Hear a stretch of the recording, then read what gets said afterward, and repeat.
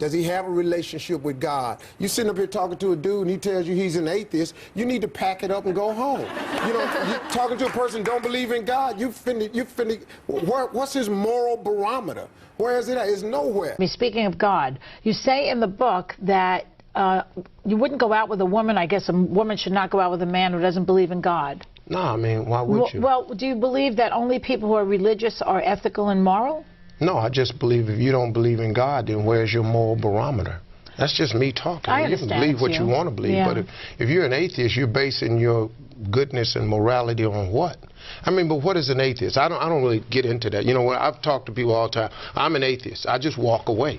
I don't know what to say to you. You know, well, an atheist is someone who doesn't quite believe that there is somebody out there, some God out there. Well, then to me, you're an idiot.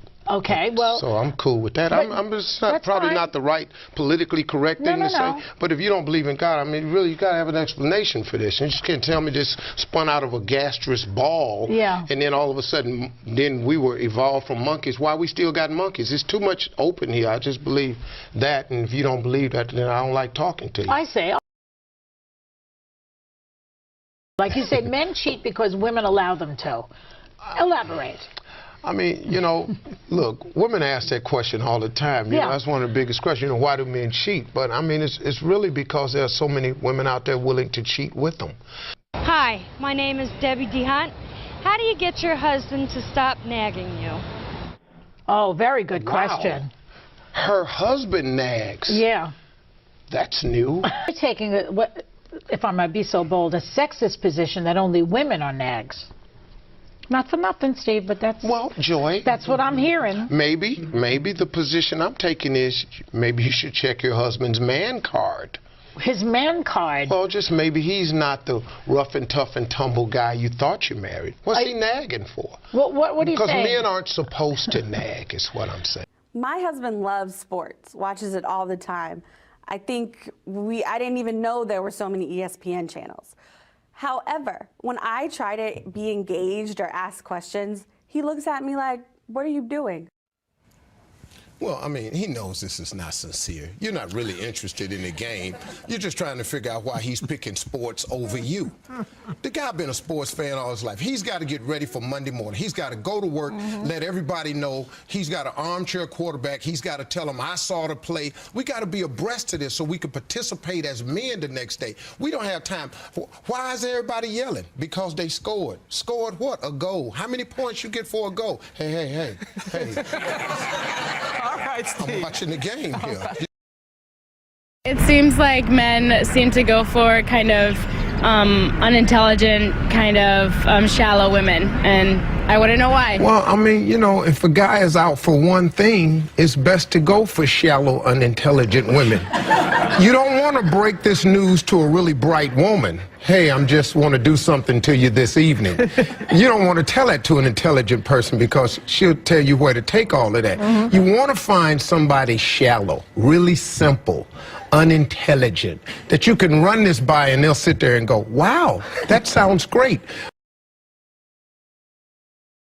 I mean, number one, there isn't a real man living that can live without one of you. He does not exist. We have to have you. That's a great piece of knowledge to have in the holster. Wait a second. Are you talking about a sexual relationship? Because there are gay men out there who can live without us sexually. Real men. Straight men, not real men. Straight. Gay men are real men. They are real men. Okay, but thank you for helping me. Okay, I didn't mean that. I didn't mean it like that. Steve, what's the best way to let a man know that you're not interested in him? Michelle, this is not Jacinta. We're not going, that's Michelle. That's okay. I can answer that. Don't worry about that. You can't. You cannot stop a guy. Once a guy is interested in you, we lock in. We don't care what you do. You know, I've had 3 or 4 suggestions. You could like, a restraining order is sometimes helpful, or you could do what I had a buddy happen to him. You could just throw up on him every time he starts talking. Or you could fake a seizure, but sometimes that don't work. All of my friends are men. I don't have female friends. I don't. I'm incapable of that. Why? What do you mean? Well, because, you know, come on. Because you have a wife. Well, I have a wife, and I don't really have female friends because, look, okay, Let's get rid of this myth right here. Okay, I'm going to tell you this. Let's get rid of this right here. You're an attractive woman. There's some guy somewhere saying, yeah, we're friends. No, that's not true.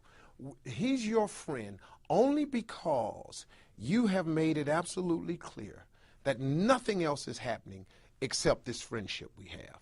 We remain your friends in hopes that one day there'll be a crack in the door, a chink in the armor, and trust and believe that guy that you think is just your buddy, he will slide in that crack the moment he gets the opportunity. Because we're most guys. Men think this way? 99.9% of us think that way. And you tell this to a woman and it just blows her back. No, I have male friends. You have male friends because they know it can be nothing else right now. I tell you what, all your male friends, just ask them in a friendly way. If I wanted to date you, would you be okay with that? And watch the fireworks. Watch. I'm telling